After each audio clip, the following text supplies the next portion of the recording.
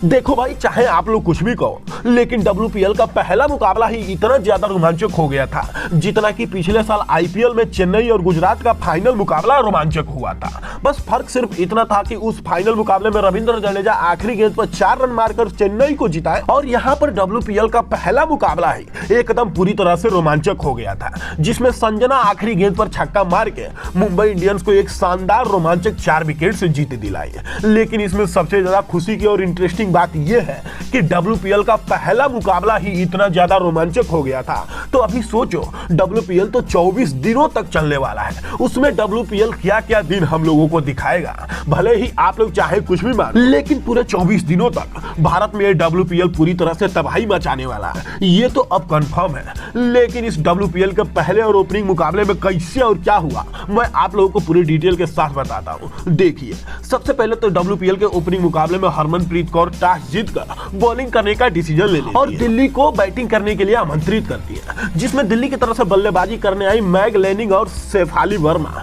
दिल्ली को एकदम खराब शुरुआत देती है और लगभग 2 ओवर में मात्र 3 रन ही बना पाती है और पहला विकेट भी गंवा देती है, जिसमें शेफाली वर्मा 8 गेंदों में मात्र 1 रन बनाकर क्लीन बोल्ड होती है। शेफाली वर्मा का इस तरह आउट होना दिल्ली पर पूरी तरह से अब कहर ही छा गया, क्योंकि दिल्ली की टीम पूरी तरह से दबाव में आ चुकी थी। लेकिन दिल्ली को संभाली दिल्ली के कैप्टन मैग लैनिंग और एलिस केप्सी। हालांकि जब तक पावर प्ले खत्म होता तब तक दिल्ली का स्कोर मात्र 26 रन था, लेकिन मैग लैनिंग और एलिस केप्सी के 51 बालों में 65 रनों की शानदार पार्टनरशिप के बदौलत दिल्ली की टीम प्रेशर मुक्त हो और अंत में जेमिमा रोड्रिग्स और एलिस केप्सी के 40 बॉल में 74 रनों के शानदार पार्टनरशिप के बदौलत दिल्ली की टीम एक टोटल फाइटिंग के तरफ पहुंची। हालांकि जेमिमा रोड्रिग्स 24 बालों में 42 रनों की एकदम शानदार और तूफानी इनिंग खेली और साथ ही एलिस केप्सी 53 बालों में एकदम शानदार 75 रनों की इनिंग, जिसके चलते एक वक्त पूरी तरह से प्रेशर में दिख रही दिल्ली की टीम अब 20 ओवर में 171 रन बना चुकी थी 5 विकेट के नुकसान पर।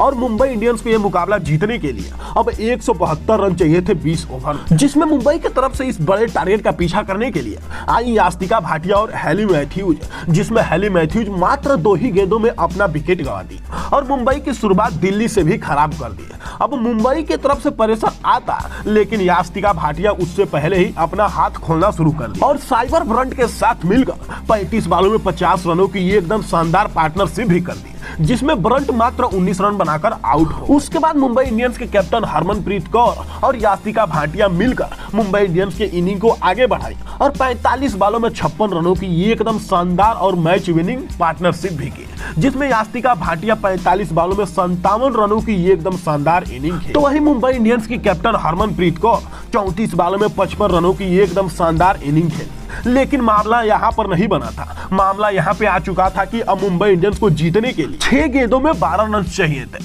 जिसमें दिल्ली की तरफ से आखिरी ओवर करने आई एलिस केप्सी पहले गेंद पे तो विकेट ले लेती है, उसके बाद दूसरे गेंद पे डबल जाता है, फिर तीसरे गेंद पे सिंगल, उसके बाद चौथे गेंद पर चौका पड़ जाता है। अब मुंबई इंडियंस को जीतने के लिए 2 गेंदों में 5 रन चाहिए थे और एलिस केप्सी को 5वें गेंद पर भी विकेट मिल जाता है। अब मुंबई इंडियंस भी पूरी तरह से प्रेशर में थी, लेकिन आखिरी गेंद पर बैटिंग करने आई संजना पूरे मैच का रुख बदल देती है, क्योंकि आखिरी गेंद पर मुंबई को 5 रन चाहिए थे और संजना 6 रन मारकर मुंबई को 4 विकेट से जीत दिलाती है और मुंबई इंडियंस को इस रोमांचक मुकाबले में एक शानदार जीत दिलाती है। लेकिन आप लोगों को संजना का यह 6 कैसा लगा, कमेंट बॉक्स में कमेंट करके जरूर बताइएगा। हम फिर मिलेंगे नेक्स्ट वीडियो में। फिलहाल आज की वीडियो में बस इतना ही। Thank you for watching. Tata bye bye, जय हिंद, जय भारत।